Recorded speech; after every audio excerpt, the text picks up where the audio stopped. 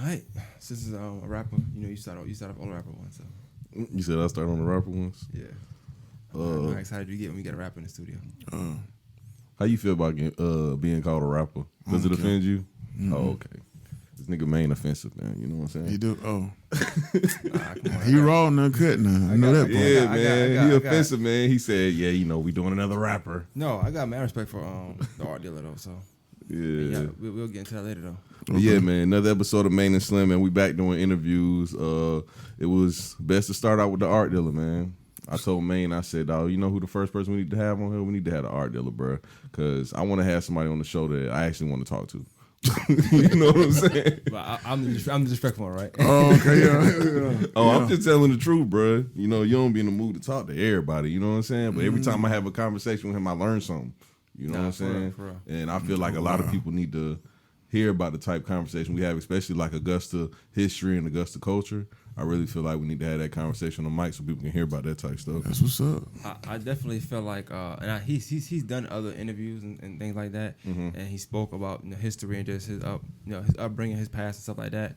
But I think that we can kind of tackle it differently and get a different version out of him. So Yeah. I'm ready whenever y'all ready. Yeah. So First thing first, let's start with the name, the art dealer. How did you get that name and where did it come from? What does it mean? and that's a slim question. That's what it, okay. We're gonna make sure we separate the two questions. Now, so I was recording. Well, shout out to Bizzle. I record with Bizzle. For a moment there, they had a studio in North Augusta, IND Studios, and that was where the birth of, I guess, Operation Kush, which Pimp Zilla, Blue Marley, Shad, a lot of that whole era came from that. So, we'll be in the studio recording, and Pimp, he kind of get on his rant. So, you know what I'm saying, just about life or whatever. And, he was like, yeah, man, like, we be selling these clubs, and you like an art dealer with everything you do and the music and the events. And I was like, I never thought about it, but I just took the name and ran with it from there. Because it made sense from everything that I was involved in. And that, it just, I kind of went with it from there. What all were you doing at that time? You was just rapping? So at that time, I was doing music, freelance graphic design work, events, the Mahogany Lounge, had some comedy nights, doing events with live bands, stuff like that. So, yeah. Can you explain for the people what Mahogany Lounge is? So Mahogany Lounge is a spoken word poetry event, but it's infused. It started as that, but it's infused with live music, and then we've tapped into comedy and we featured some hip hop. You know what I mean? It's just a whole vibe that we kind of create, but it's rooted in spoken word poetry. Yeah. Let me ask you though. Are you from Augusta? You from here? So like, tell me a little bit about like you coming up. Like, how was it versus now? I mean, it's. I think it's like the rest of the world. Technology changes the scope of stuff. You know what I'm saying? How things are different now. But it was fun. I mean, I enjoyed it. You know what I mean? A lot of things that we thought were struggles back then really was a good thing. You know what I'm saying? Just interacting with people, the way you do events, the way you go places. Now everything is so desensitized. Right. It was dope. You know what I mean? I'm born and raised here. I went to Willis Road, Murphy Middle, Josie High. You know what I'm saying? That's a perfect answer. You see that? Like, I asked him one question, he gave me everything I needed. That's what I like, man. Damn. Sometimes you gotta. Well, what you in school? Like, what? I gotta ask all these questions. Oh, people don't. Oh, they don't want to speak about that. Oh, okay, they just can't articulate. So it's got you. It felt good to hear that. Okay. But I want to throw one thing in before we actually go deeper into it though. We gonna talk about like growth, and I asked you that question because, and we'll ask more because even from the first time I've heard of you or saw you, you were still, I feel like you were still at that mature stage in your life anyway.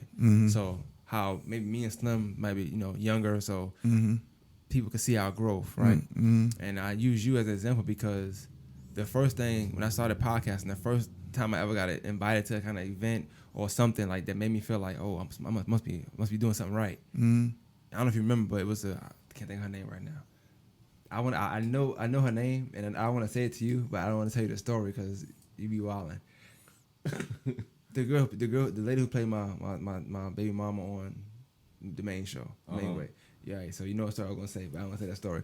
But yeah, her. Yeah. So she had a show. She had a show at the time, and it was popping. She had a Facebook Live show, and she invited me and you there. It was a while back, and that was my first time ever doing anything like Kenyatta? That's who it was, yeah. And I was nobody. I still am, but I was nobody for real. Oh, at the man, time, cut you know it what I'm out. saying?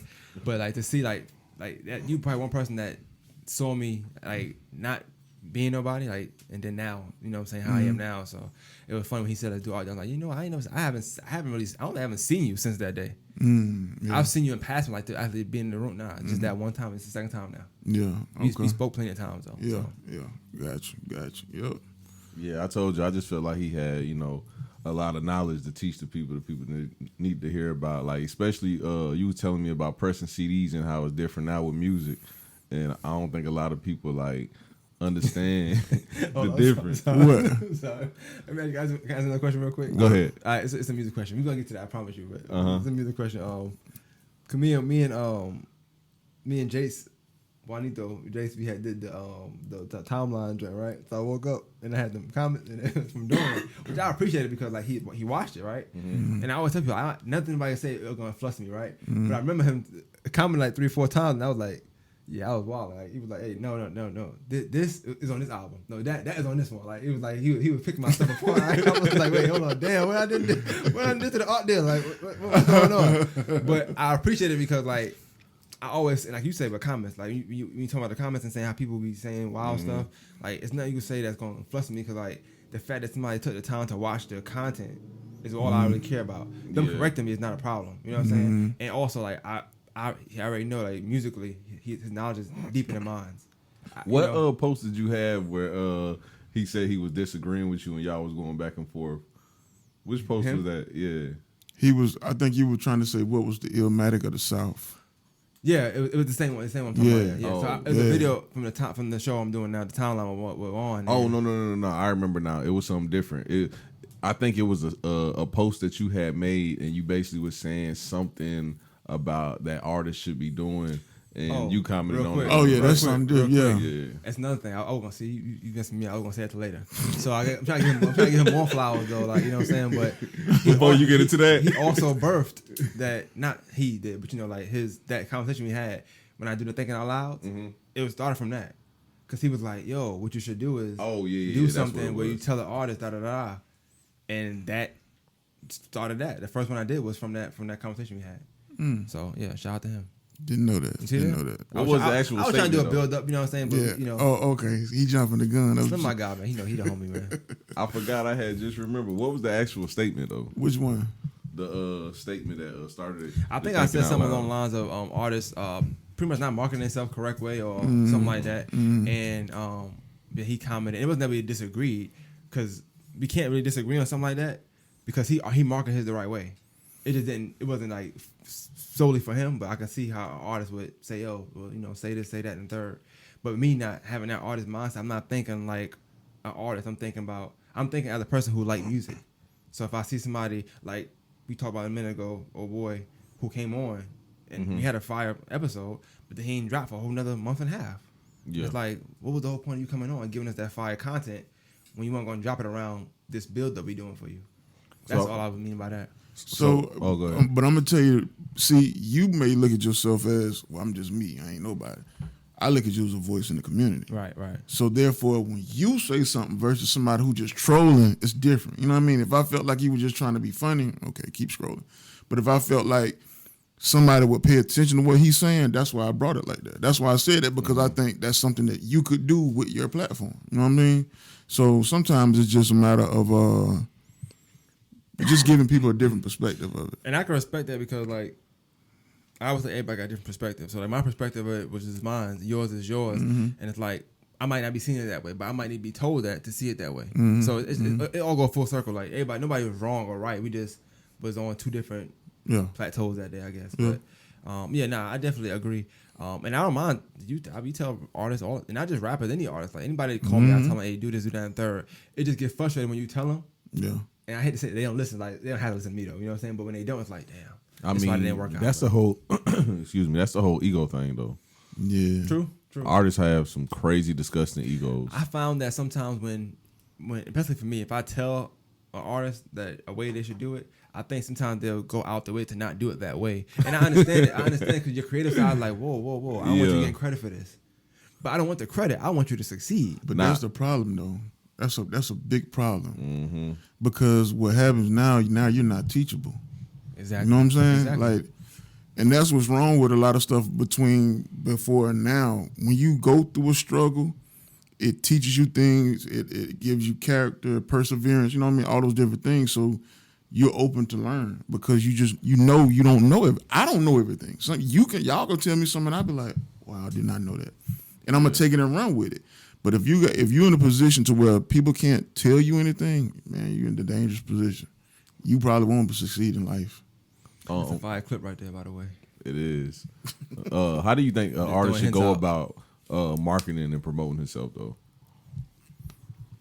I honestly just think it's who they are. Figure out who you are. Figure out the people that like what you like. Figure out the people that like what you bring to the table, and that's gonna tell you everything. Like for myself, I've learned that, you know what I mean, a lot of the following, like I go through my insights and stuff, and I have a stronger following with females or whatever from the events and everything, which makes sense. So therefore, the new stuff I'm finna start doing now, which is coming, is gonna be tailored for that. It's gonna be tailored for those same conversations that we have. So that's really how you market yourself. Figure out who you are, figure out who like what you got going, and then think about what they're into. Think about what makes them, what excites them, what inspires them, what educates them, all of that. You know what I'm saying? So, have you ever thought about being a manager and managing any artists? Listen, man, I done tried that, and I ain't gonna lie, I done had some real rough nightmares. And the only reason being is because, honestly, part of it is sometimes people don't listen. You can sit down, like I ain't never asked nobody for no money, nothing. If I see an artist and I like what you got going, I just want to try to help you.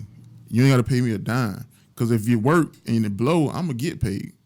You know what I'm saying? Because people if you do something really well and you do it for somebody else, they going to come knocking. They going to be looking for you. Right. So for me, it's just a situation where I realize that people they don't want to listen. They ain't teachable.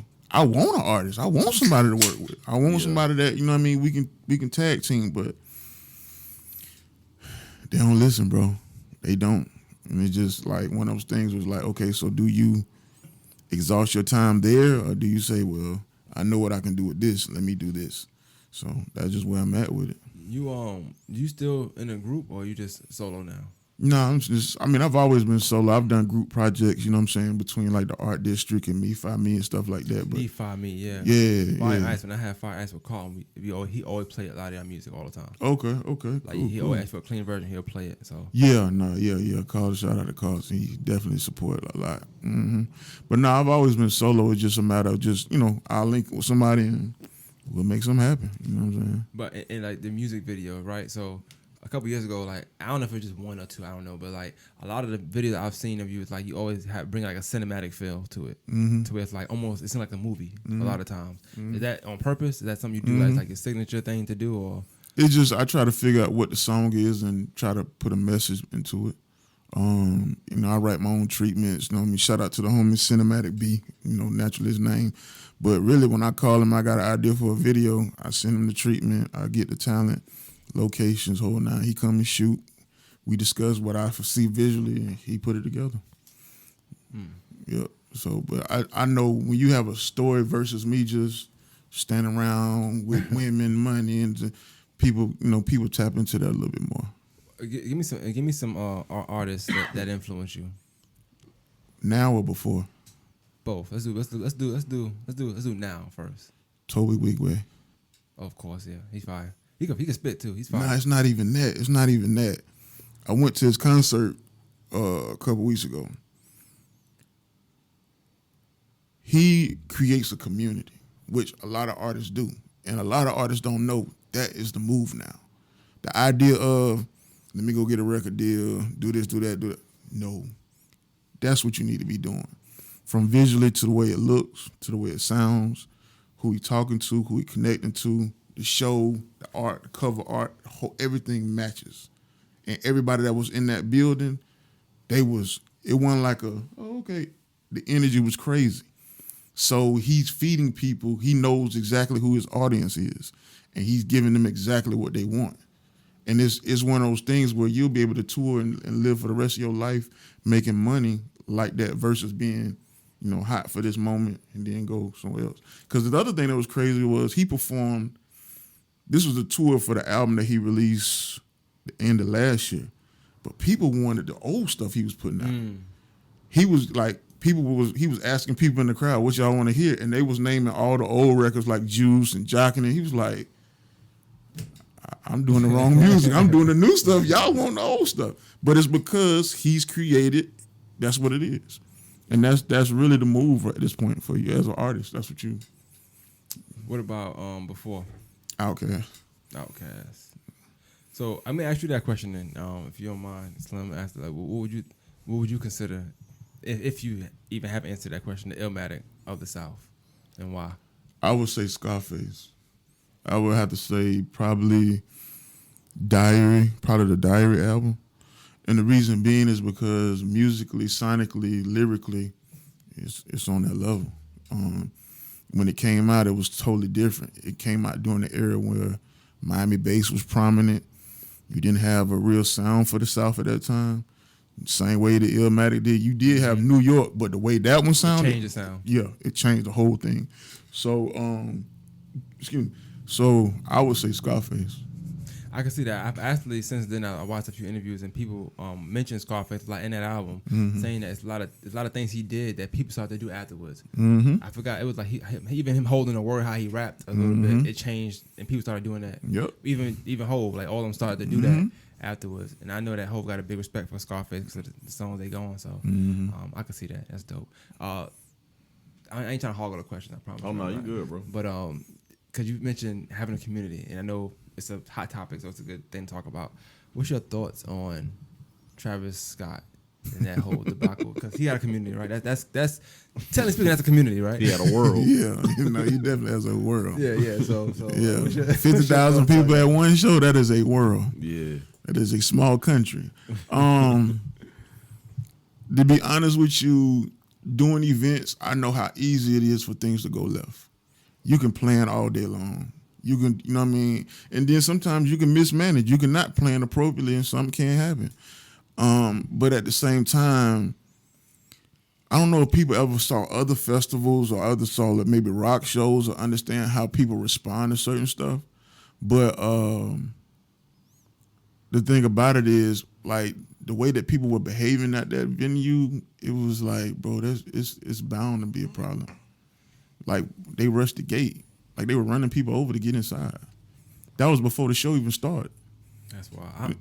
Is he a rapper? I don't even know what Travis Scott is. He's a rapper. I mean, he started as a producer. He's an artiste. Yeah, he's an artist. He started as a producer. Oh, I know he want to do that. Yeah.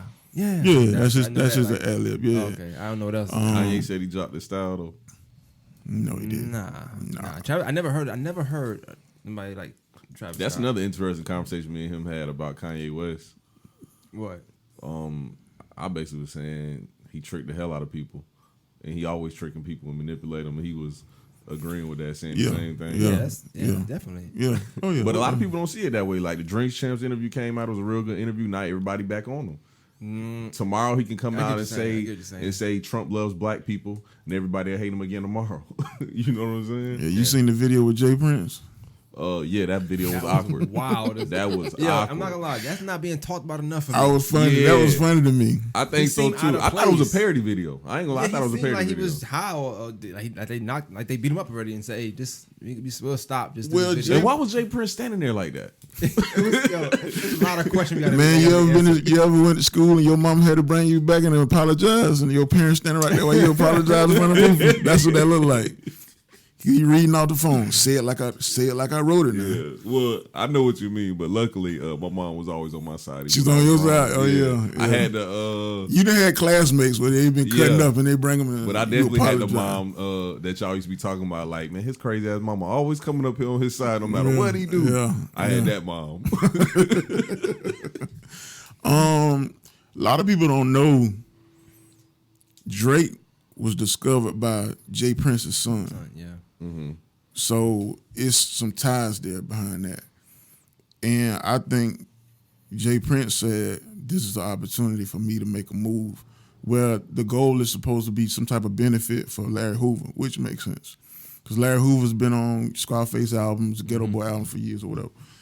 And it's a power move. But the way that Kanye uses other people, he's using Kanye. That's why I laugh at it and it smirks and it's so funny to me because you're right. People are not talking about it like that, but it's like that is a week ago you've been dissing Drake for the longest. Now all of a sudden a week whole later, 2-hour interview. Yeah, it's another hour and a half about to come out. No, yeah. Let me tell you, go ahead, finish this. But no, I was gonna say, but now here it is. You like, we need to work together. Like you ain't even you reading off of the phone like you weren't even looking at the camera. Like no emotion at all. Like somebody standing behind that camera, like we're gonna knock you out. Like, but Jay Prince has that kind of power. Most people don't know that. That's what I heard. He had a federal indictment years ago. Found out the agents were crooked. On top of the fact he had Maxine Waters step in and throw the whole thing out. That's power. Yeah. That's real power. But most people don't know that. You mentioned the Kanye interview. I thought it was kind of wild. I was watching YouTube. I just go to the next video sometime, right? Mm-hmm. And I guess part 2 came up. Some part 2, right? And I feel so bad for the Larry Hoover's son because he got to follow that interview up with what he trying to do, and you could tell like they want entertainment. They don't care about his dad, like what I'm saying, like we don't care about that entertainment. You know what I'm saying? It's awkward. Every time it got things like, but yeah, so we got this case, and they like we don't want to hear that, man. Like he been talking for 2 hours, entertaining us. Your dad is done. Like that's it. That's the vibe I was getting from it. So I feel bad for him because like he probably came in thinking like, okay, I'm gonna get a good look, but they got to the BS first, and then now you know how that it's hard to start off with BS and get serious after a while. Nobody's gonna watch that second interview no more. Like it's over. Like I feel bad for him a little bit. Yeah. But I go back to Kanye. Oh, it came out already? Yeah, it's out. Oh, I didn't know it was out already. Yeah. If I ain't see it, I mean, it's an hour like 28 minutes on that. I ain't watch it. I watched like the first 15, but the first 15 minutes tell me everything I need to know because Kanye trying to overtalk him. He could tell he didn't even know all the ins and outs of the stuff he want to talk about. So it was just bad. He already done smoked weed, like like you already done did all that stuff. It was like you should have started off with this, and then let us into the and then did the entertainment. That's what you said. You said mismanaged. That was they mismanaged that interview. Yeah. Kanye, not Nori did their job. They got their numbers. Their numbers good. So they good. Yeah. If that's what they came there for, though, they really dropped the ball. Yeah, the ball Kanye. He dropped the ball all the time, man. So, but I guess how you feel about just art in the city? When I say art, I'm talking about anything, whether it's jazz, hip hop, R&B, art, whether it's shows, events being put on. How do you feel about it? And I know it's COVID going on, so I know it's going to be some kind of limitation to a lot of stuff, but how do you feel about the support of the events that are getting put on? Because you throw an event, you throw events too. I don't know if that is you, right? What? Fishing Grizz? No, it's not you. Simon and Grit. Yeah, okay. That's me and Sleep. That's Sleepy. Me and him work together, but that's his concept. Yeah. Okay. But I know in years prior, I've seen where it's been packed out. You know what I'm saying? Yeah, every year it's sold out. So the funny thing is, the first one he did was at Le Chat, North downtown. He oversold the building, and that's how I got involved. Because when I got there, it only seat about 100 people, but you probably had close to definitely about 175. So we had to kind of like make sure put pillows on the floor and benches and stuff.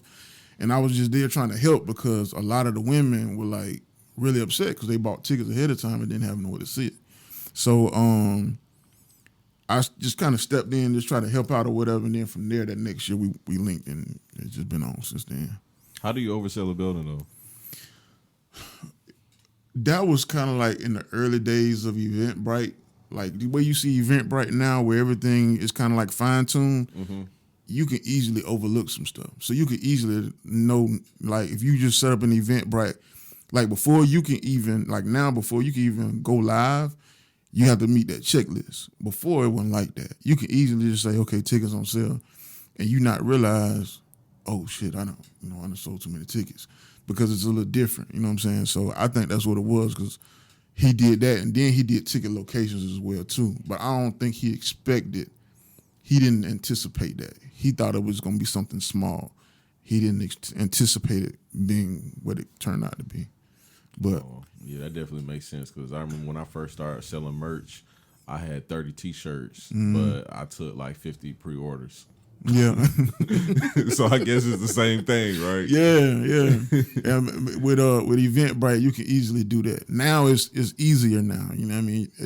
They make you check off everything from your taxes and all that before they go live. But What even got you into event planning? It just happened. Yeah, I mean, I've always, for whatever reason, I've always wanted to get into it. You know what I'm saying? And in between doing graphics, certain clients reached out like, "Man, let's do your birthday party." And I was like, "Okay." It went well, and then we started doing more parties, and then we were starting out at Social Sounds, and then from there we started doing the poetry nights. Then we started doing like an R&B night, all of that, and it just spiraled from there. Oh, that's you. Yeah, man. You starting trouble, man. You throw the prom, don't you? Yeah, I throw the prom. What do you mean I'm starting trouble? You trying to go, what the prom with you? Like, oh, chill, what you got going on, man? Oh, man, come on. Oh, man, what's wrong, man? You don't want to take nobody to the prom, bro? I don't mind taking somebody to the prom. That ain't the problem. Oh, What's the problem then, man? What's the problem? Nah, but how you came with that? How you came with that? He got off that question. Yeah, he got off that question real quick. Yeah. How you came up with that? Why How you came up with that? What's the concept You of the say prom? I'm starting problems. I'm trying to figure out how I'm starting problems. Look, he still getting off. Yeah, he's still getting off for it. Yeah, Yeah, that's how you crazy. started the prom. That's wild. What happened? What's up with that? Like, what you? No, it just no, it's just an idea. I know people like to get dressed up and have a good time, so I just wanted to kind of create something that I think people would connect with.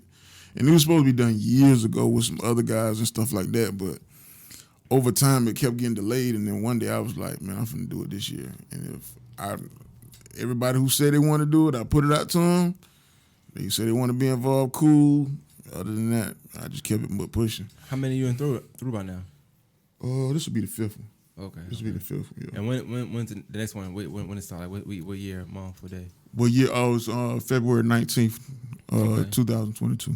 All right, that's what's That'll up, be the man. fifth Dope. one, yeah. Mm. I think it's dope because then you got a lot of people too also like on a serious tip that didn't go to their regular prom. You know what I'm saying? Or wasn't who they they wasn't who they wasn't they self yet. You know, they came out they shell. Yeah. Now they want to go looking good. We you had know what I'm the last one we did had a really dope, the couple that won prom king and queen, ironically. Oh, you They- gonna win? Yeah. What? Oh, he really want to go now. I ain't Yeah, going. but That's no, too much profile. But What? no, but you still, we still have best dressed bachelor and bachelorette. So if you come solo or whatever, because I tell people all the time, it's plenty of women. I don't know why.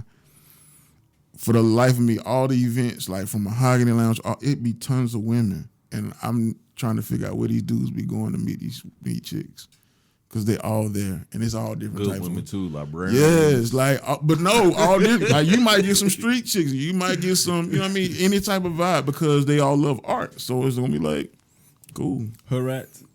You get some of them coming in too. Slim might come now because he tell you like Yeah, Harats. bro, I'm telling you, I said listen. ratchets. Oh, I'm sorry. Listen, Ratchet. some of them coming there, like especially when I was doing the trapping paints, you'd have had a ball. Oh yeah, that's my type of event. Cause they're coming there, cause it's all the people who used to party real hard who don't want to party, who don't want to club no more.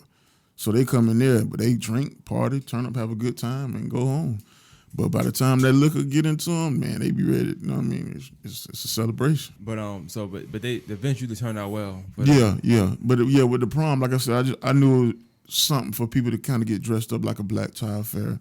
And I mean, it jumped off, and it's been going good every year. What make you do it once a year? I feel like you could do it twice. Nah, You don't think so?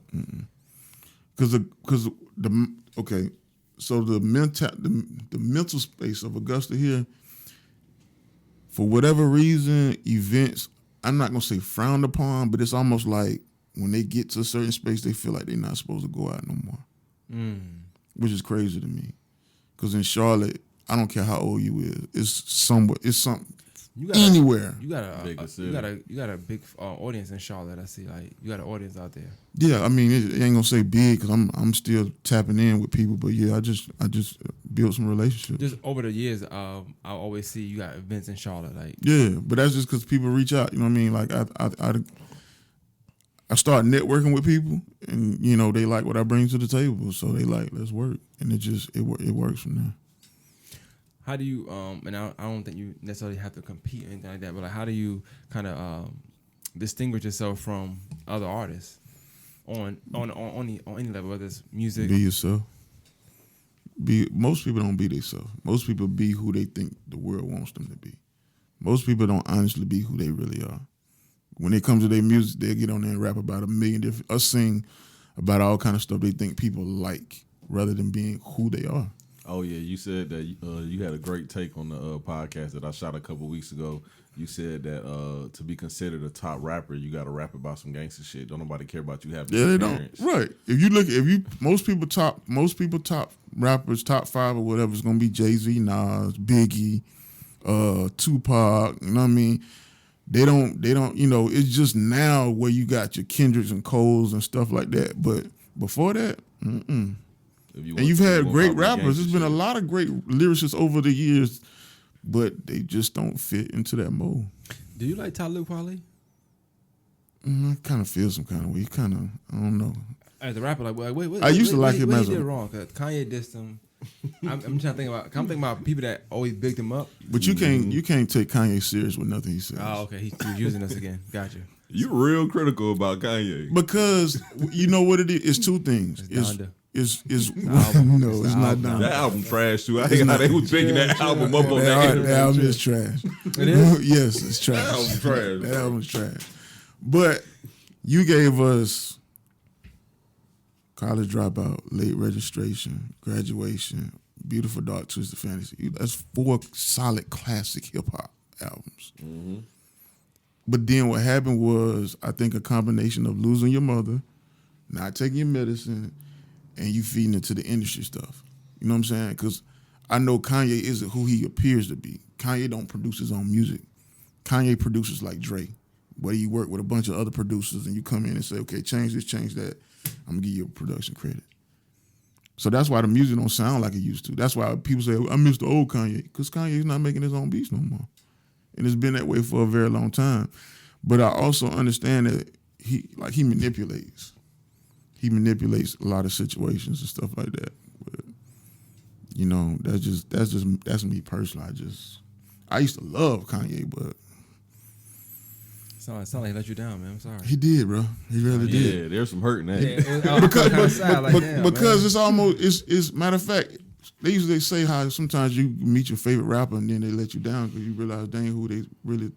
Yeah, that's a saying. That's what they're saying. Don't meet your superheroes. Not saying that you look them like that. Yeah. Yeah, man. I remember when I was young, when I seen Bow Wow was shorter than me. I was sad. God! I knew some. Bow Wow shorter than you, bro. My mama took me to see Bow Wow. He was shorter than me, and I was short. I was like 5'2". You know what I'm saying? I was in 8th grade. I was 5'2", and he was shorter than me. Y'all leave Shad Moss alone. I ain't gonna get into why you was in 8th grade going to see Bow Wow, but that's funny though. That's funny though. Well, I was in 7th grade. I was about to go to 8th grade. Nah, you was 13. I was fucking with you. What's up? Nah, I was a Bow Wow fan. I ain't gonna flex to nobody. Yeah. I get on this mic and say this every time, and you crack the same jokes. You gotta be yourself. Ain't no wrong with that. Yeah, but like I said, most people they be who they think the world want them to be, and that's why we have the artists that we got a lot of times. This is the perfect time for your CD question. Yeah, I know. I kind of had got the vibes. You was like, yeah, that's a Vlad question. I don't really want to talk about that. No, because it's interesting. I just didn't want to do it in the beginning. I wanted to get a builder, like kind of Yeah. Okay. Now we just gotta throw it right in there because Maine ain't want me to ask that at the beginning. Well, I wanted it to be the catcher for the interview. I'm like, damn, so now my nigga was going. Let's slow roll this. Let's talk about it later. Hey, look, nigga, halfway through his notes. Like, you 3 minutes in, he halfway through his notes. Chill. That was at the beginning of my notes. Maybe you see, bro, he be dissing the hell out my notes, bro, and I got good notes. Yeah, 2 more lines after that. Like, what we gonna talk about? I'm trying to stretch the work. You know what I'm talking about? Oh man, all my notes was 15 minutes apiece. All right. Anyway, man, let's get into the you started doing music early on, right? Right. You started. See, he always want to clown and shit, bro. Right. You started doing music early on, but you also used to sell records, right? Yeah. And how did you get into that, selling records? So really, like, you know what I mean, in the summertime, just trying to find something to do, you know what I'm saying, between school and just whatever. and I lived by the record shop that set up on Deansbridge Road. So I went and got a job there, and I was just working in the spot, you know what I mean? And over time, I continued to work there when they changed management and stuff like that. But you know, the thing that's funny is that my mother would always be like, you ain't supposed to be up down that corner, because, you know, it was a lot of other activity going on too. But one day, a guy came in to buy some music, and he was looking a little funny. And then me, the guy who owned the store, Henry, and another guy was there, and he was like, man, how I get to Fort Gordon? And I'm like, you on Deansbridge Road asking how to get to Fort Gordon? That don't make no sense to me. So I didn't say nothing to the man, but they told him, man, keep riding, you know, you run right into the gate, blah, blah, blah. And then somebody was like, hey, man, we got that new Jeezy and that new Jay-Z. So he bought 2 CDs and left. So they left, ran some errands. So probably about an hour later, a guy was in there looking through the mixtape book. The door busted open and the police came rushing in there. And like they was, you know what I mean, like something off a movie. So I'm thinking they coming to get Buddy, you know what I mean? I'm thinking, hey, you know, he got something going on. Got him. But they came around the counter and put that warrant on the table. I was like, oh. And yeah, it turned into a mess. Like, you know what I'm saying? The owner came back, you know, because somebody called him and said, hey, man, the police in your shop. And when they came back, you know, we put him in cuffs. They locked us up for criminal reproduction of recorded material. Up until this point, we didn't know. You know what I'm saying? Like it's like mixtapes. It's like mixtapes has been around forever. You know what I'm saying? Every DJ was doing mixtapes. You had record labels where they had what they call street promo, street teams or whatever. When the new joints come out, they bring them to the DJs. The DJs gonna have the new music. But because during that time LimeWire was prominent, a lot of piracy was going on. The higher ups was like, oh no, we getting everybody.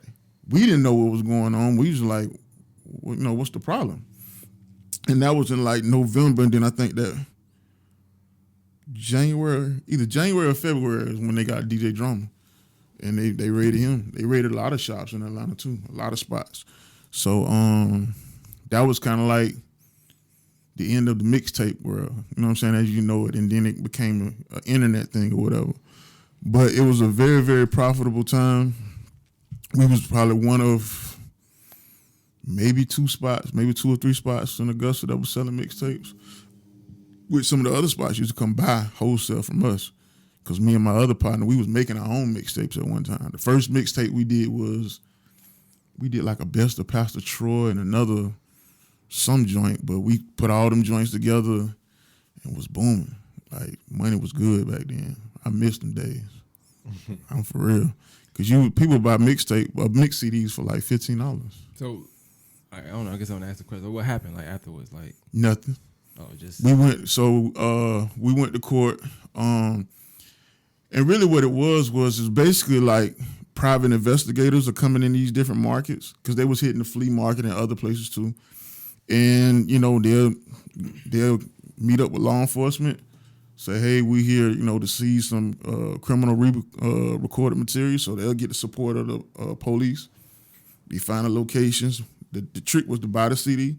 Once they buy the CD, take it back to the police. They come back with the police and shut everything down.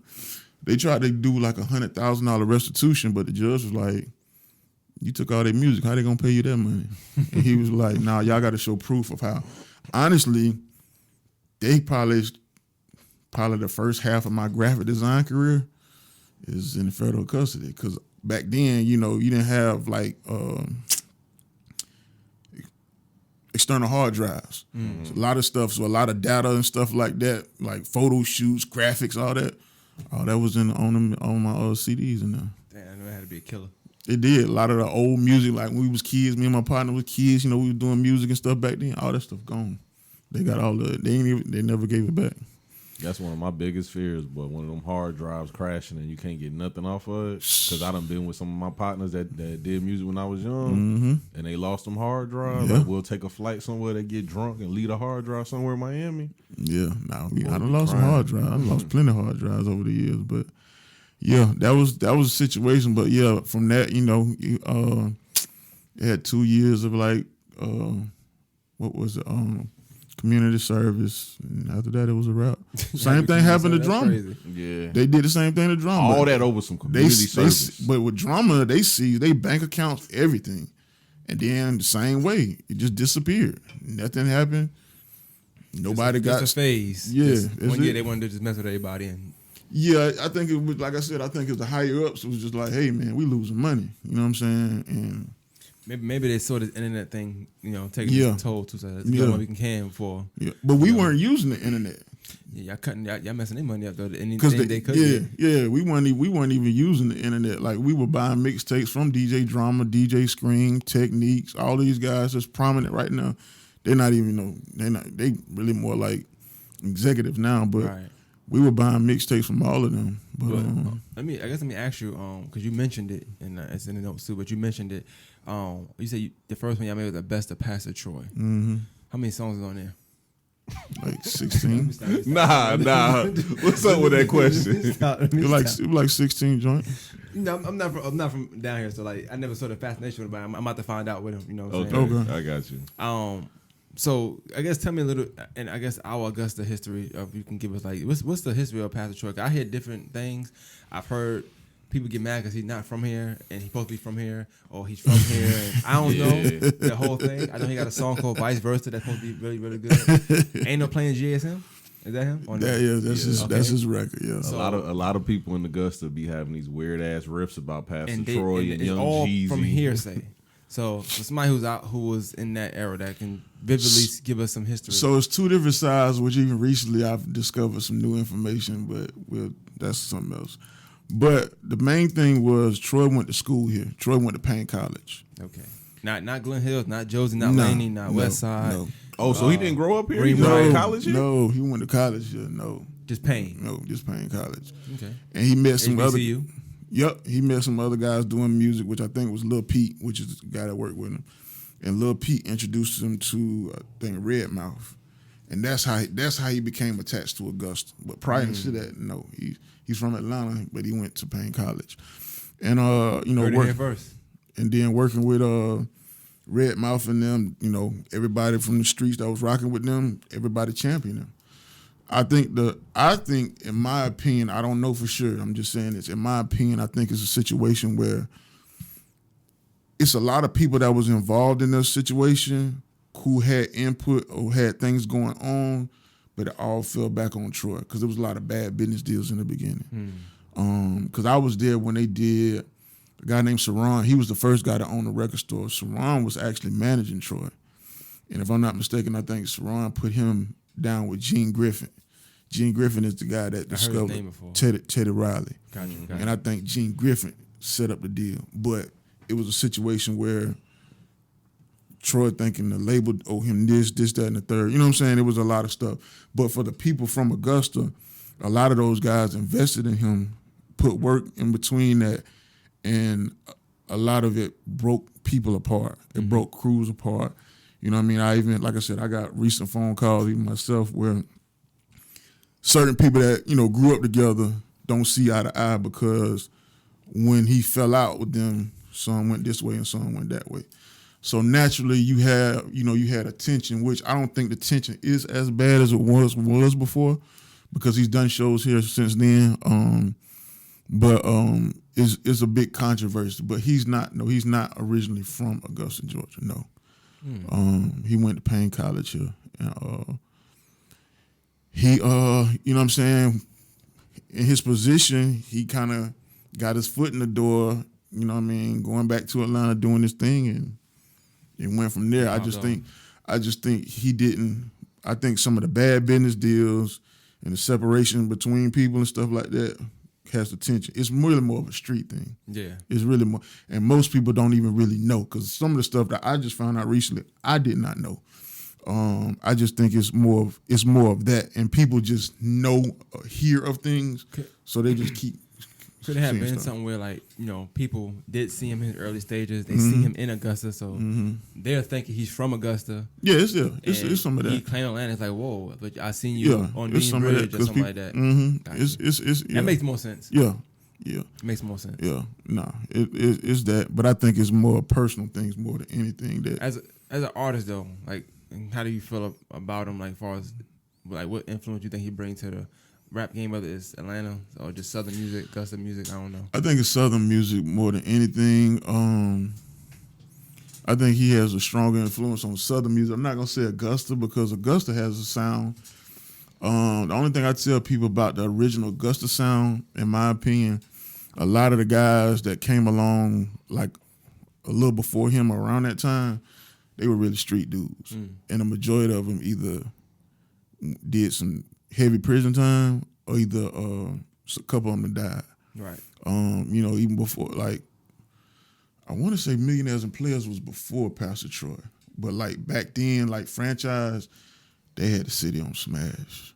It was crazy, because at the record shop they'll do a party, say like the day, say it's a Sunday, they'll bring flyers on like that Monday, and by like Friday night you have 600-700 people in the club.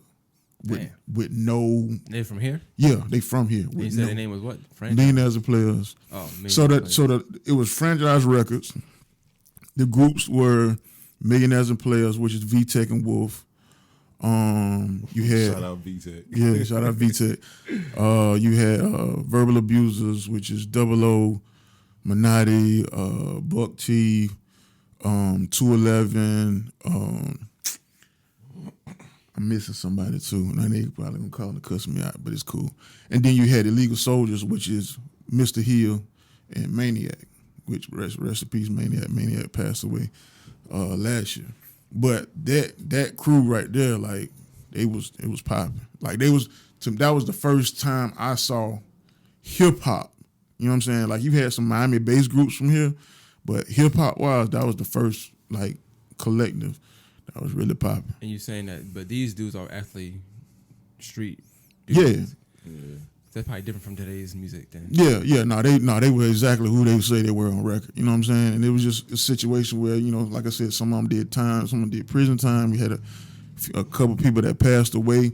And then this was before social media. So right. there's no kind of documentation. Like, they got old albums I wish I can go find. I got a couple of their old albums in my own collection, but you know what I mean? That was like the first time. That was like, I want to say about a year or two before Troy. You know V-Tech and them had the number 2 song on BET Uncut. Which one was it? I'm trying to think what record that was. So this person, he be in Augusta a lot too. So Who, Tech? Yeah. Tech still around. We should have him on. Tech like a Augusta legend. We should have him on. Yeah, Text. Text. I like history, but I also like I like people that actually about what they talk about. It's kind of hard to find that these days. Oh yeah. Nah, that's the funny thing. Back then, when you was if you was a local artist, it was respected. I think I think that's not even just more of a Augusta thing. I think in general, it is. I don't think back in the day you couldn't be a local artist and like if you wasn't what you said you was, like, they wasn't messing with you. Bro, it cost too much money back then to do it though. Yeah. It did, bro. One thing I know for sure, there's not one artist in the city right now that had the kind of influence and buzz that those artists he just named did. Especially, I remember when I first moved here, Pimp Zilla had shit on Smash. Yeah, like everywhere you went, it was Pimp Zilla this, Pimp Zilla that. It's not like that no more. Don't get me wrong, like people like Fly and Itchy, they popping out here, but not like how Pimp Zilla was. But I think one, you didn't have as many artists back then. Yeah. You know what I'm saying? It was a small community. You knew everybody. Even if you didn't personally have a number, you knew who that person was. If you saw them out in the street, you knew who it was. Now everybody doing music. And everybody. But it kind of goes back to what he was saying too. And another podcast you brought a point about how people like when you're a street artist that and third, like a lot of local artists that are street, that really are street, those usually the ones that's like that get the praise, you know what I'm saying? Or that get the support. Mainly because they can back themselves because they really out here doing whatever they're doing, for one. But to be honest with you, like on local level, nobody really wants to hear somebody that sound like J. Cole until he's J. Cole. You know what I'm saying? That's true. Like, no disrespect to, and I'm not saying I like it, and but then, like how I just had and that. then they label that that artist lame too. I don't like that. I ain't gonna say everybody, but they not. It's artists. I know some talented artists, but I'm gonna tell you the problem. Well known, so people don't gravitate. No, I'm gonna tell you the problem. The problem is, I challenge you, whoever that is, Tell me how they promote themselves. True. Okay. True. I can't argue that. I guarantee you the promotion and the marketing is off. See, when you in the streets, it's different. Your reputation follows you when you're in the streets. So if you add the music into that, along with the flair and everything else, of course, you ain't even got to put as much work into it. But if you like a J. Cole or somebody who's different, and you're building something that really don't exist, you being who you are, you have to advertise. Where your flyers? What kind of promo you doing? You buying ads? You doing anything? You know what I'm saying? You doing what are you doing to put yourself in front of the people? And that's what I think that's the difference for me, because I'm not a street artist, but I advertise and I market and I try to do as much as I can, like to put into that part, because I know you got to have that. If you don't have that, they don't know. What's your marketing strategy when you go into things like you had a record with Pastor Troy? How'd you go about marketing that record? So with that record, honestly, really the funny thing about that record, it just came about. It really fell in my lap. Because I'm gonna be honest with you, Bizzo, my producer Bizzo, was in a beat battle. That was one of the beats, but it was almost like he was competing and he was dominating. But every time he would win, they would say, "Well, you can't use samples, or you can't use crunk music, or you can't use this." And I'm like, bro, what's going on? You know what I'm saying? Like, y'all really trying to rig the battle. Like, come on now, this is a producer battle. Like, you making it seem like he did not make the beat. Yeah. So I bought the beat from him. And I had the beat, honestly, probably like almost a year. And I was just riding and I started mumbling the chorus of the song I'm a God, the original version. And I was like, oh, this would be dope to kind of put a crunk spin on it. So when I did it, he was like, you know, you got to get on the song. I'm like, what? He was like, man, you got to hit Troy. I said, well, we'll see. So I hit him on Instagram. He sent me his number. Told him I got a record, check it out. Let me know if you rock with it. Send him the record. He said, I got you. Talked to business. The next day he sent the verse back. And it just happened that way. Because that's really not, if you look at the other music I've done, that's different from what I normally do. Right. I got some other things that's coming that I'm going to use to kind of push it as well too. But the whole purpose of the song, the original song, was really just something for people to embrace with the climate we were dealing with within the black community. Something that wasn't so negative, that was more empowering versus it being a woe is me type situation. So that's where that came from. I did not really, with the pandemic and stuff, it's kind of like limited what you could do with it, which I'm still doing stuff. We got a show coming next week. I got some stuff at the top of the year that I'm going to do, because what I found when I released the record, I use Spotify for artists and stuff in different apps. So they tell you who's listening. And it's a ton of gyms and fitness places that are bumping this record. So I got a campaign we're going to start at the top of the year where it's going to be an I'm a God challenge. So, you know what I mean? It'll be like some kind of cash prize or whatever the case may be. But that's really how you have to do it. You got to figure out who likes what you like. So once I saw that's what it is, and I know some people who got gyms. Matter of fact, shout out to Abaya Williams. He got a kickboxing gym. He just posted a video training to the record. So I'm like, that's what we need to do. All right, that's dope. Yeah. Make a TikTok. Yeah. That's what they got to do now. They'll do it. Oh, he got a TikTok that's popping already though. Oh, okay. He be on there making cocktails and wings. I be seeing, that's why you're right. I be seeing his story. I watch his story a lot. Yeah. On his story. Everything he do be like, man, cinematic though. Like, even TikTok like a movie. Man, I do that with my phone. My man be in the window like, yeah, pop the new album, man. Just go back to like, what you got going on, man? Nah, you gotta watch his lives, bro. His lives, he be on there. He just be popping this shit, chilling. Like, yeah, man, what y'all got going on today? I mean, that's all people want to do. They want to communicate. So I just say, cool. So I did a question from the past that I wanted to ask you. Nothing major, but last year around this time, I think too. Last year, what was that? What's that place? All the vegans be eating it.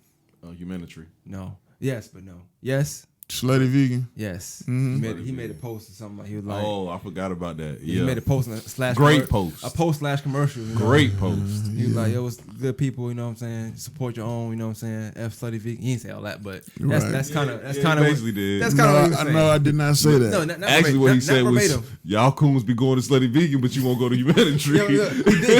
He did it and posted a picture at humanitary. I was like, yo, this guy's funny. Like that was golden. He's like, I don't know about y'all, but I'm gonna give me some humanitary today. Man, I'm just being honest.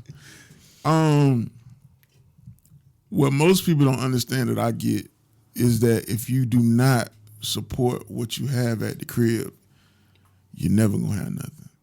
You know what I'm saying? Granted, yes, shout out to Baruti and Denise. I know them personally, so I've seen when they had the smaller space to when they in the space at now, to the concept before and everything that goes into it. It's a lot of thought put into it, and people embrace it. But my issue is, why would you wait till someone else come to your town and support them before the people that are where you live? The people, they employ the people that live in your neighborhood. They employ, you know what I'm saying? They do stuff for the community. They do a ton of youth events or whatever for kids just to support the community. Why would I take all my money and give it to someone else who's just gonna take that money and go back to where they're going and pay their taxes in another town?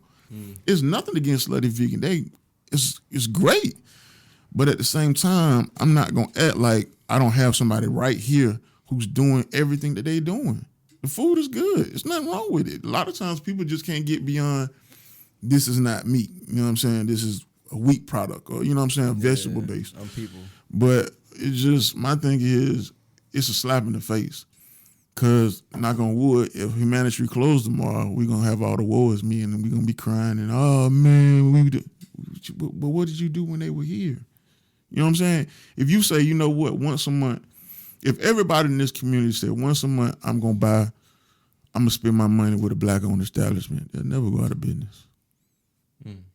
If everybody said once a month, just think about how many people here. If everybody said once a month I'm gonna go to 209 or whoever the case may be, and I'm gonna spend my money there, they'll never go out of business. I want to say when you posted, I told anybody I was talking to that I definitely agree with what you were saying. Mm-hmm. I told only on the flip side, the only thing I said on the flip side was, like I know a few vegans, right, and they wanted to go, but they eat at elementary all the time. Mm-hmm. So I can understand them wanting to try something because they don't travel to Atlanta. Right, but the vast majority of them people out there don't eat vegan. That line was ridiculous. Yeah, I know people that ain't that many vegans. But right. For me, if I'm humanitarian, I'm not gonna lie. I'm setting up a truck right next to it because that line too long. Come over here, because somebody's gonna want to come over there. Yeah, I mean, that's they sold out. I heard. Yeah, they did, but that's only if you are prepared. You know what I mean? If you got a food truck and you got, you know what I mean, the staff to deal with that. But my only thing is, like, half of those people aren't vegan. They went just because it's just say it's Slutty Vegan. They sat in line for 2.5 hours for food. A Slutty burger. Yeah, if you know they what got some, because some of them didn't get it. Some of them, once it got to a certain line, I think they told them, hey, if you beyond this person, we ain't got I ain't no gonna more lie, food. it tripped me out, the shit that black people line up for. It do. I mean, don't get me wrong. It's marketing. That's the name of the game right now. It is marketing. I got a taste of that by doing Trap and Paint. Because when Trap and Paint hit, it caught fire, and it was insane. When the next one? So let me know before you put the fly out so I can get. I need a They probably gonna sell out. So Trap and Paint is not the same in what, like, Trap and Paint came along and the owner had some personal issues, some lawsuits, some baby mama drama, and it's kind of separated. So now you have a bunch of different crews that are doing their own thing, which I want to do some events. I still want to bring that back to Augusta, but the Trap and Paint as it was originally don't really exist no more. Oh man, I'm trying to doing those events, but not like that. Like when I tell you, like, you put tickets on sale at 9 o'clock, 9, 10, they sold out. We were doing like 2 and 3 shows in one day. damn. Yeah, it was crazy, and then it went viral. Like it went viral from Humanitary. We did one in Humanitary. When I do events, I try to do like a recap to thank people like the next day. So it was like a Sunday, and I put it up about 12 noon. And I was in the country with family and stuff like that. And I got a text, and they was like, boy, you on the Shade Room. Like, I'm on the Shade Room. I'm getting nervous, like, because I know what the Shade Room represents. Why am I on the Shade Room? And I was trying to open Instagram, but it wouldn't open because it was locked. And they put the video that I posted up, and it went viral from there. Oh, word? That's what's up. Yeah, like it went viral, and then they had a whole tour with the Shade Room. And they toured the whole country. Like the money that came in from that event is crazy, but differences amongst the creators and stuff like that. We didn't ask this question. It's on me. I should have asked this sooner. But like, what all hats do you wear? Cause you do a lot of stuff. You make. I So- don't want to say you make flyers. It's probably a better word. Man, I'm to the fly use. man. You said it, man. You The fly kept man. saying something about like design, art type. It sounded very. Graphic designer. Yeah, that sounded better than you make Okay, flyers. So. I'm the flyer man. But no, Flyer I'm man. a freelance graphic designer. So basically, you self-employed. You're a contractor. So for people who want signs, logos, whatever, I create all of They that. told me you charge the most in Augusta. That's what they told me the other day. Somebody told me that the other day. I guess. I mean, if that's, They said it's worth it though. I mean, at the end of the day, like I treat people how I want to be treated. The same way, like if I contact somebody for photography, he say this is price, this is what he deliver. You got me as a customer forever. You know what I mean? And that's what I try to do for people. If they call me and say, "Hey, man, I got this clothing line I'm gonna launch. I got this, and I need X, Y, and Z." I just try to make sure they get what they can. And I studied them. I also study the business side. You know what I mean? Like if you contact me, I'm gonna answer my phone. I'm not gonna take your money and disappear. If you call me, I'm going to make sure you get quality work. I maintain a professional attitude at all times, and a lot of other people don't. Do you use templates? No. I heard that the other I heard that the other day. I literally heard that the other day. Hold on, before I talk to I literally heard that the other day, but I was like, tell me this. I'm like, tell them to show me a template that I did. Because he threw the freelance in there, so I wasn't sure, but it's all But good. the other thing is too, you also have people that copy my work. Yeah. You got people that literally, and I know without a shadow of a doubt, because my peers sent it to me. They be like, "You didn't do this." No, I did not do that. But they literally will take my exact design and recreate it. So yeah, that's why you probably say I'm using templates, because there's a handful of other people in this market that's using my work to Oh to no, I create only that. ask you that because most graphic designers use templates and all their stuff look the same. But church, you can tell that it's done from scratch with. Yeah, with, no, it's done from with scratch, Photoshop but and picture they definitely manipulations. are taking whatever I create, any type of styles, textures, or whatever, or they definitely going to find it and recreate it. So you make flyers, Flyers, like I said, logos, any type of signage. logos. Hold on. Yeah. Why you holler at my man for logos? Did he tell you his logo story? No, he ain't telling me Why you logos. got- What Whose happened? logo story? Which one? It doesn't matter. Oh, We got a few of them. They all bad. nah, you talk about that picture I got there. Yeah. It wasn't a logo. No, go ahead. Tell him. No, I like the story, please. Man, like this stupid ass story. What happened? Bro, you know the people that be in the comments talking about do you Oh want a picture? man, you got hustled, man. Listen, bro, listen. So one day I was feeling myself. I just told this story 2 days ago. I was feeling myself one day. I had just made a whole bunch of money just working like 2-3 days straight. And I was bored. I was just chilling, sitting at the computer, and somebody DM'd me and was like, "You want a cartoon picture made?" And I said, "How much?" And they were like, $40. I said, "Cool." I said, "I'm gonna send you 25. And, if it's great, I'm gonna send you another 25." They said, "Bet." They said, "Send me the picture you want." I sent them a picture. They sent me back some bullshit. Like, you know how I know you know this. You know how iMovie or Final Cut Pro, you can go to the preset and press cartoon. That's exactly what they sent me. They sent me a screenshot from iMovie of the cartoon preset and sent it to me. And I was like, "What the fuck is this?" And they was like, "Oh, you sent me a low quality picture." I said, "Bro, I took that picture. I know it wasn't no low quality picture." They were like, "Nah, it wasn't high resolution." I said, "Bro, I got a $1,000 camera. I know it's a high resolution picture. What are you talking about?" And then he was like, "Okay, you gonna send the other half of the money?" I said, "What?" I said, "Is you serious?" You're like, "Yeah, you gonna send it or not?" I was like, "Bro, Wow. Absolutely not. yeah." It's like, what the fuck is you talking about? I was like, "You don't take them $25 and go on with your day?" Nah, they be scamming, man. I actually got a dude, and he's in I think Belgium. I got him to do the logo for the podcast I got coming up, where he did a sketch or whatever, but he does it from scratch. Like, he does like T-shirts for like Killer Mike. He done like stuff for Dame Dash, but he's strong on that. But yeah, when it comes to a lot of those things, those people, like I said, it's just like the internet. They've realized they can get some money for free. Like They scamming though. yeah, a sketch, man, if you paying anything less than $100 is the low end. You paying anything less than that, it's definitely a scam. It's definitely not real. Because the process that it takes to create that, nah. Unless you got somebody who just feel like they out of college and they just like, I got some free time, cool, but yeah, that definitely was a hustle. Yeah, he knew better than that, man. Bro, I was just bored. I ain't had shit else to do. You was mad though, cause you called me. He said, bro, look at this. He was blown. Oh yeah, I was mad for a second. I was only mad because they asked for the other half of the money. That's the only reason I was mad. Yeah, I was like, dang, you think I'm that green? Some at 25, yeah. I know, right? You got that though? Yeah. I'm like, bro, you think I'm that green, bro? God damn. Yeah, It's a lot of people that are, bro. It's a lot of people that are. It's sad. So and then you make music also. Yeah, I'm a music artist and an event planner. So all right, so I know they gave you the name art, but you don't actually sell paintings and like that, right? No. Okay, No. just want to make sure. Art dealer. Okay. All right, let's make sure. But you did mention the podcast. So, like that's something you got coming up. What's the idea behind doing one of those? What made you want to do that, and what it's gonna be about? Honestly, I wanted a platform to be able to speak, kind of like what y'all doing.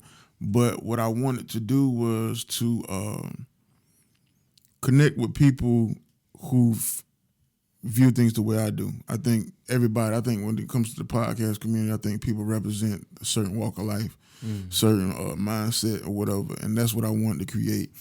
And I had people ask me about it, and like I've had other people that came to me about partnering, but back and forth, maybe they don't know if they want to do it. So I was like, man, you just got to do it yourself, bro. So that's the My game, motto. man.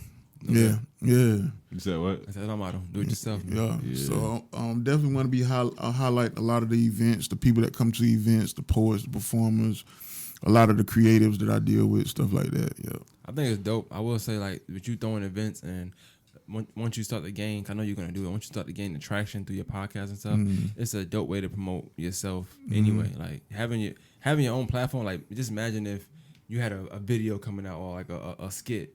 You could just promote it on your own podcast. You know what I'm saying? Like, you already got listeners anyway. So like, well, I got the attention. Hey, this dropping too. It's me. Yep.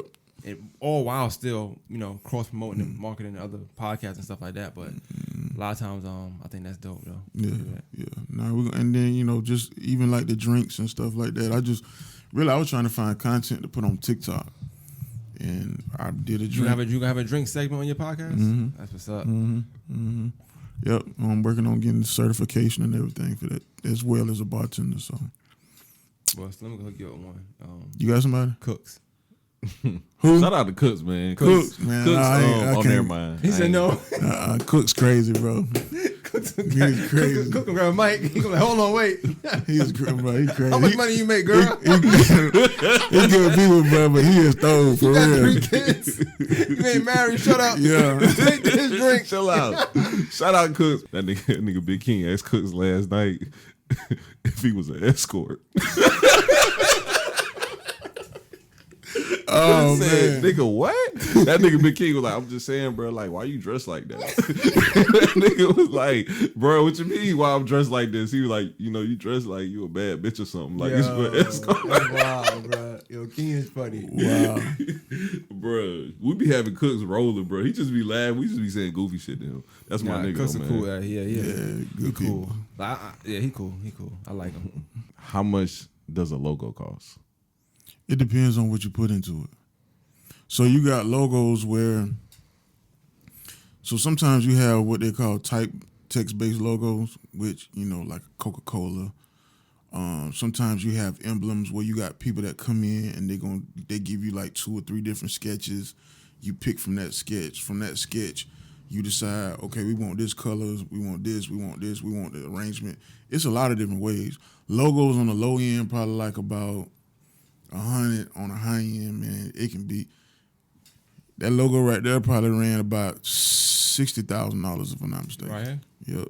Wait a minute, that's the old Yes. GRU yeah, Augusta? that was 60. I think that was $60,000 Wow. because they published that in the Metro Spirit about how much money was paid to redo. Should a logo cost $60,000? Bruh, that one, the A, and then like the little bell. So I got not all of them. Yeah, all 3 of them was like, I think between signage and all they spent $100,000. Damn. Yeah, I'm in the wrong profession. Right. Yeah, it's listen, it's a couple design firms here that's getting major money. Oh, right. Change the name again? Yeah, bet. Right, yeah. Yeah. Right. But they published the articles talking about that, and I think it was in Metro Spirit, seeing how much money they spent for that. So, The question that we asked Latasha though was what's a logo? Oh, okay. It wasn't No, how I'm much. saying I'm gonna ask him that too. Like, Oh, okay. what's a logo? I mean, everybody had different things. She said something different. So To me, a logo is a signature. It's no different than your John Hancock. It represents your brand. A lot of times people try to put, and I get a lot of that, where they want, somebody might be doing hair, wants, shears, and they want blow dryers and all that, which honestly, that's a graphic. That's not a Yes, logo. thank you. Say that one more time for the That's people. a graphic. It's not a logo. I get a lot of people that want that. And I understand you see a lot of it. And just like I said, with technology, you got people just like the cartoonists that come along and say, hey, I got logos, $25. And they go on the internet and they paste a bunch of stuff together and boom. But your logo is a signature of your brand. Shout out to Carlton Clay. I just redid the VPM logo. And he wanted a more corporate look. And he gave me the color scheme that he wanted. He told me some of the concepts that he wanted into it. And I just build from there. And then, we change, adjust, and then he's going to have a signature. So when you see that little signature, that's him. That's all it's supposed to be. It's not supposed to be. How many colors is it? It's 2 colors. It's 2 colors. It's like a deep blue and like a grayish look. It's dope. I ain't going to lie. I'm excited because it has a real clean professional look to it. And that's what you really want when you're creating logos. My own logo is a spinoff of the Coca-Cola. Only thing is I use the circle, but my text inside is different. I use like an older style text. But that's all your logo's supposed to be. It's not supposed to be all this other stuff. It's not.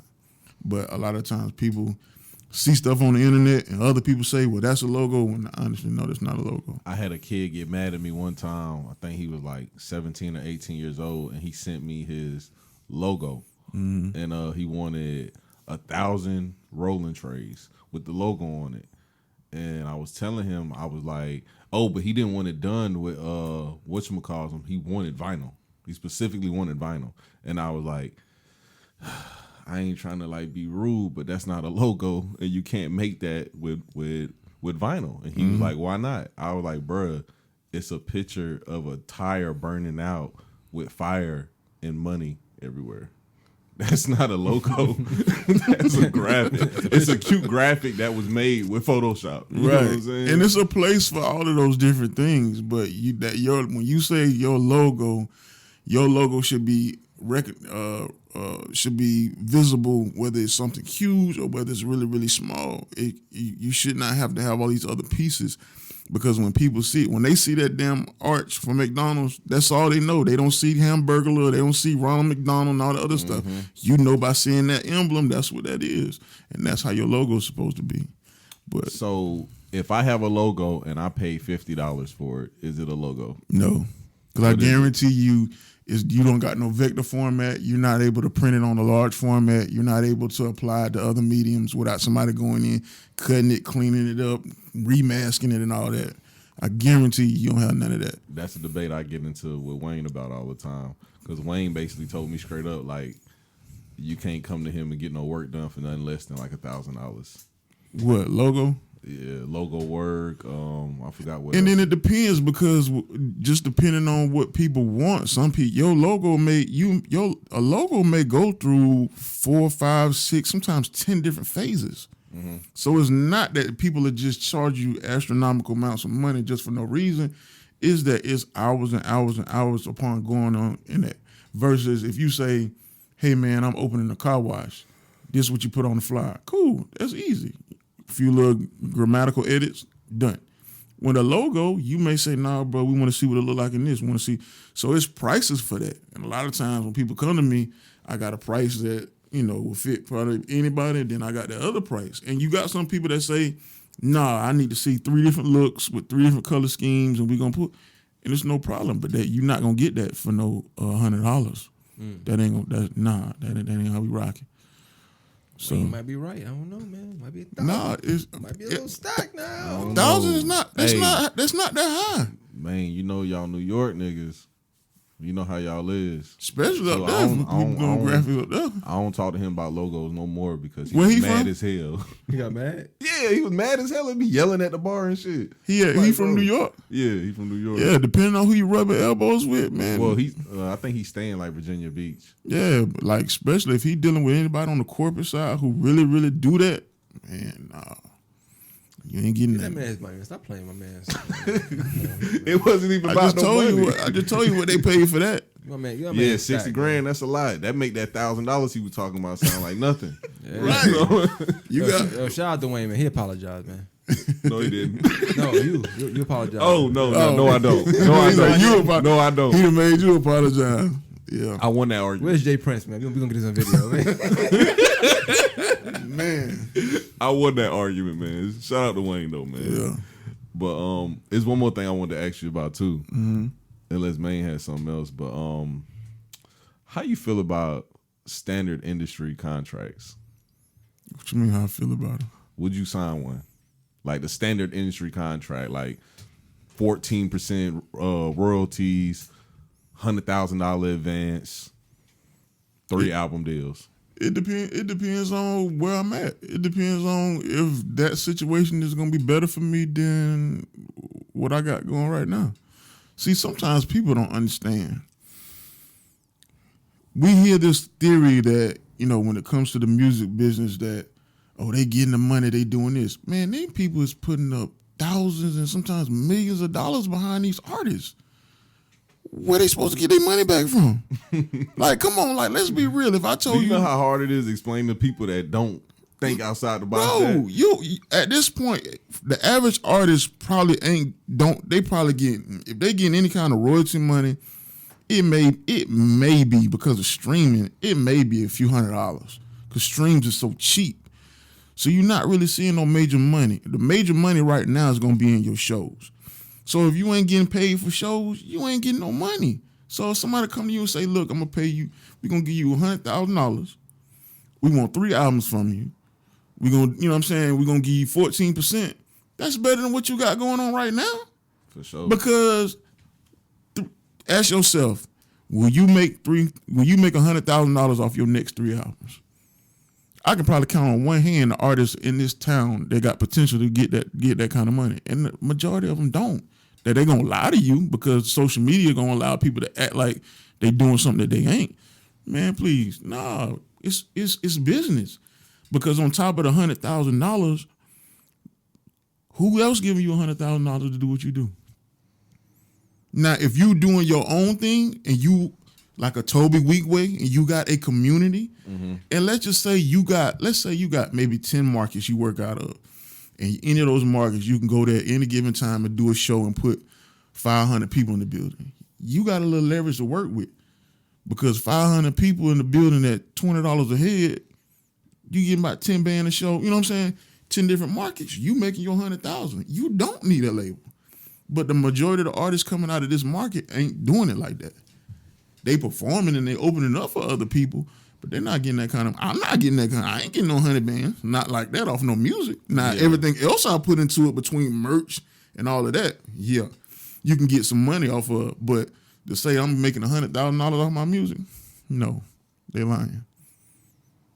I think the honesty there. That was amazing. Yeah, a lot of artists don't know though. You go into these music exec offices with zero leverage and think you about to get a $2 million deal. Like, I got a homeboy who think he worth $2 million. But you're not even listen. They're not even going to nobody's office. Yeah, because you know what people are doing now. What people are doing now is, and I'm finna go and let the cat out the bag. They're getting with record label employees or execs, and they're charging people. And give me $1,500. I guarantee you an interview with such and such. You gonna go in there. They're gonna play your music. And you're going to say, oh, okay, that's what's up, boom, boom, boom, boom. And then you're going to go about your business. And that's all that's going to happen. But they're going to... That shit's so shiesty, bro. They're going to put on social media, boy, I'm in here chilling in Sony. Okay. Let's see what happened after that. Because... I know he's telling the truth, too, because I done seen it too many times. I'm being honest, bro, listen. Our empire. Huh? Our empire. Yeah. And then some of them, you have to pay them for the deals. You know what I mean?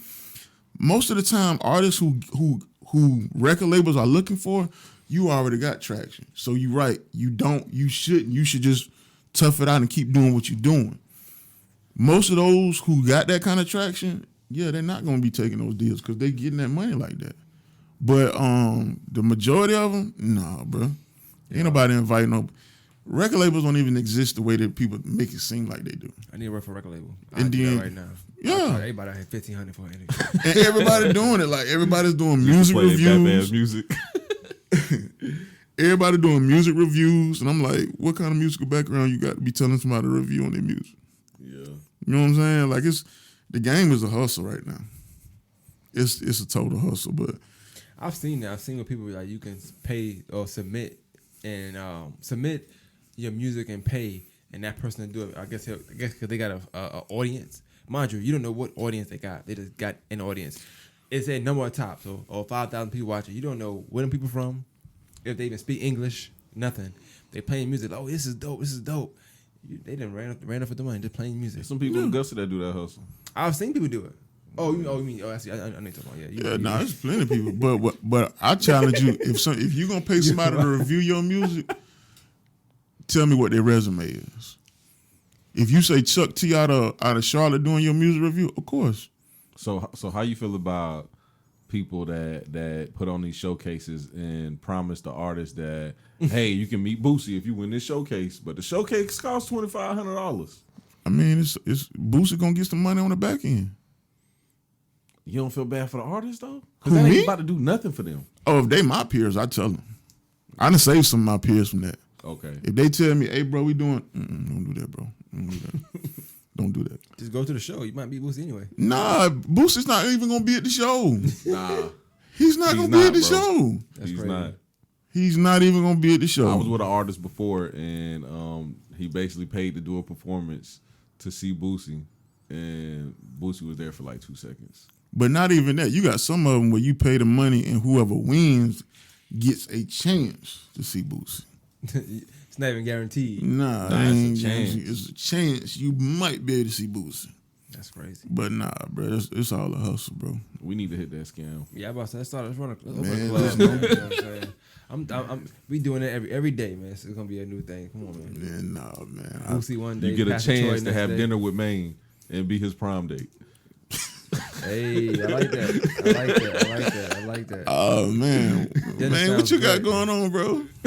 Just chilling, podcasting, working. You know. Nah, we brought up that prom, boy. You dodged that question real quick. He does it again. Just, you know, Yeah, somebody checking prom for is you. cool. Nah, they always talk about your prom though. They give you a good See how he praise. switched about the prom? Oh, he good. He is not gonna answer Nah, no they give you a good questions. praise. Like they say it's a good event. I seen pictures from it. Look dope. He's, Looks like a fun place to be. Nah, for real. well, why don't you go? why is it, so I man, don't you be not dancing like that, you bro. not you ain't got to dance. You ain't come to the prom. Probably not. I ain't go to mine, bro. That's why you supposed to go. Nah, 'Cause you supposed to- grown now. You're supposed to go if you want to relive that. I don't have a desire. No, you supposed to go there as an adult, where it's like, yeah, I'm going to get my. I'm not gonna look afflicted. I know how to dress now. I'm an adult. I can drink. I can meet people. We can have a good time and go home. I don't feel awkward. That sounds fire. And you still not going. I go to support like for real. Like if I was really talking to somebody for real, yeah, I do it. But You gonna take a date? I mean, Bro, I don't know. listen. I'm trying to know. tell. Listen, it be so many I women. think You that- don't need a date. I think. See, if I want to talk to nobody, then I'll go just show up. You know, 'cause, Mm-hmm. you could probably go home or something anyway. But like, I don't know. You know, tell them, man. I don't go to the club either, so that's the whole. You know. But that's the purpose of going to the prom, because you don't deal with it. No, I go there, man. You got have a DJ booth. I go Yeah, there. you gonna sit in the DJ booth? Yo. Oh, okay, that's what's You up. gonna do the chicken noodle soup? Hell yeah, with a soda on the side, nigga. Nah, I was like, that was a good question. For real. That's funny as hell. Yeah. That's funny. That was funny as hell. Cause I just watched Papoose interview on DJ Black. I don't know why I thought about Papoose not even song, but it's just funny. Yeah, That's a wild great. time of music too. Yeah. But Nah, it's crazy that niggas in New York still doing that shit. They do a lot of wild dances, man. New York is a crazy place. It's a crazy. That's place. where you from? Yeah, originally, yeah, from Brooklyn. You said Harlem? No, Brooklyn. I'm playing. Come on. You got a see how pocket. aggressive This they nigga be got- for this no nigga got a reason, pocket. bro. This Like, nigga you got a fight. pocket. Oh, Yonkers, huh? Nah, I'm from Brooklyn. From stop playing, man. You know, the best places to be from, man. Oh, I heard Yonkers was. Nah, RP DMX though, but no. But yeah, man, you got anything else for the art dealer, man? Nah, I think I did a good job at answering my questions. You know what I'm saying? Answer your question. Nah, I'm playing. Nah, Slim, we always joke like that though, for real. Nah, this is dope. I like that. Like every question to me, I think it was good perspective, and I think a lot of time when I'm seeing interviews, like when I've seen a few of yours too, it's just different questions. Sometimes it's like a certain thing I want to know. You know what I'm saying?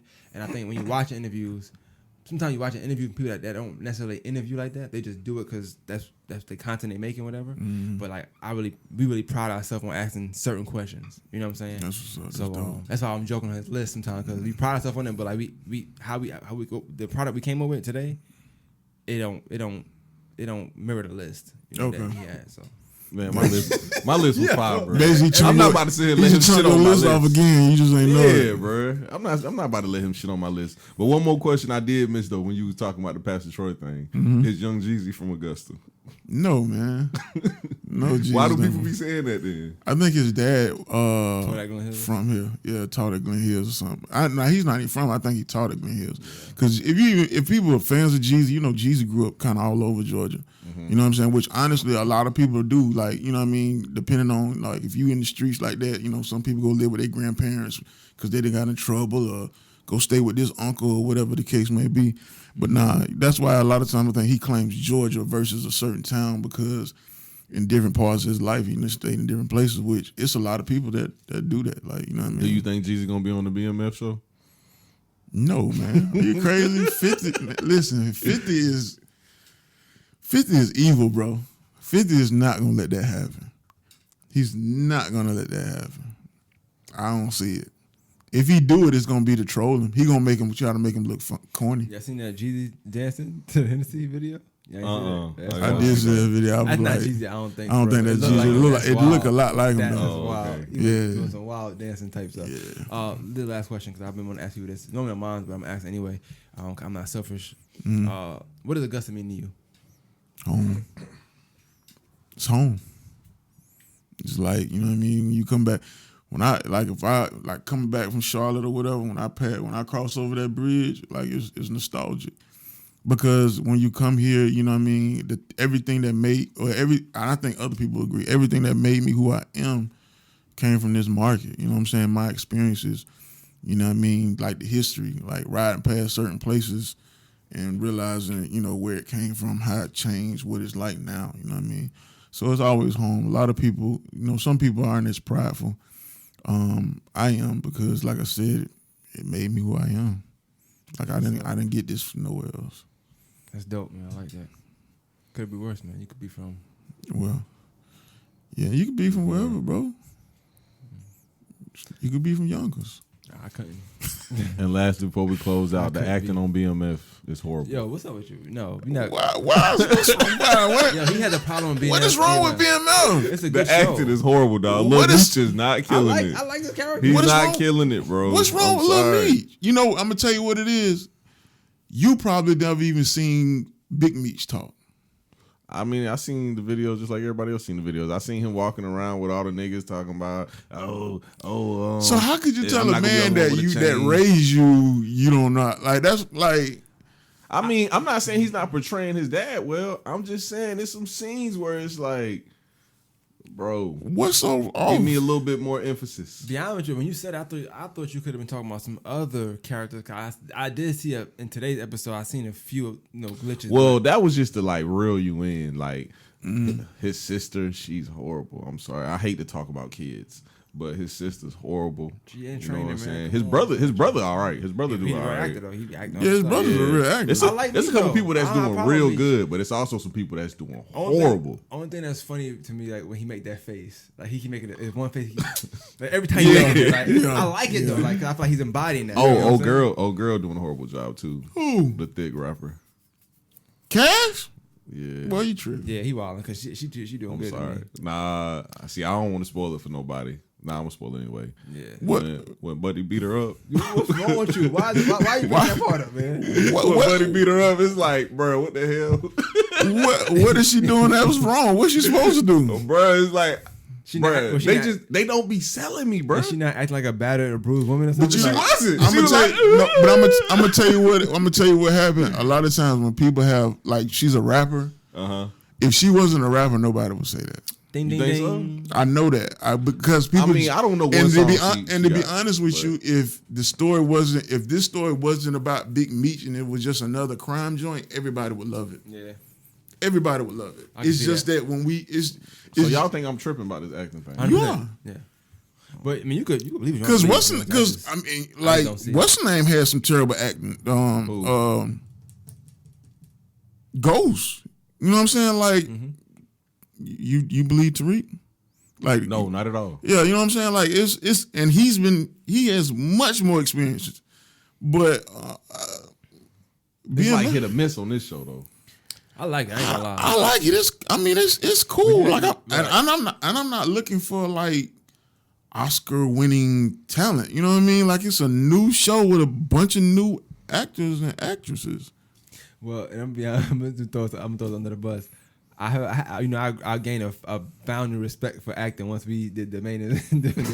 Because what you don't want me to do is put that scene we got in there because it was horrible. Like so I we tried had to- some moments. Yeah, You know what? definitely. Forget I said that. And I'm about to go delete that post. But somebody watch that show and be like, no, nigga, you trash. Hold on. Nigga, you trash. Nah, but yeah, I mean, because half of the hood movies that we like were god awful. yeah. And you talking to somebody who like I like YouTube series and they be horrible. Yeah, I But mean, love like, it. yeah, but you knew what it represents, and it's the And story. relax with you too. The story It's is not that bad, authentic. So You got then Most you like- overrated movie of all time. You out of pocket. You said what? He's out of pocket. Just the most Hey, we gotta overrated close movie this of all off. time. He gotta Yeah, get it's out time of to go here. for Yeah, real. he out of pocket now. Yeah, it's time to go. Oh, I know listen. you're not talking about my that? takes. What you That- mean? That pod y'all did last week, there was some hot, horrible takes. What? Yo, what's up with your home? What My dog. Hold on, we're going to talk about it off mic, bro. Let's get up out of here, man. I'm about to tell him off mic. Maine&Slim, art dealer, dope episode, man. Tell them everything you got going on. Like, plug yourself. Got new music coming top of the year. Mahogany Lounge, Prom Night Augusta. See you there. This 5th annual, hosted by Maine. Hosted by Maine. There we go. Maine will be in the building. Ladies, Maine will be in the building. You know what I'm saying? Definitely. He'll be doing interviews. Let me keep it cool. I'm interviewing for everything. Interviewing for All everything. positions. Yeah. Who this nigga think he is? Hey, man. Yeah, new music coming. I got a couple new singles coming. We're definitely working on an album because some of my homies been on my head about doing another album. But yeah, that's about it, bro. Yo, this was dope, man. When Thank you. your album come out, I'll make sure Slim do a review. He loved doing album reviews. That'll work. So we're gonna make him, be excited for yours too, not just Trues. All right, we heard. out, man. Wow.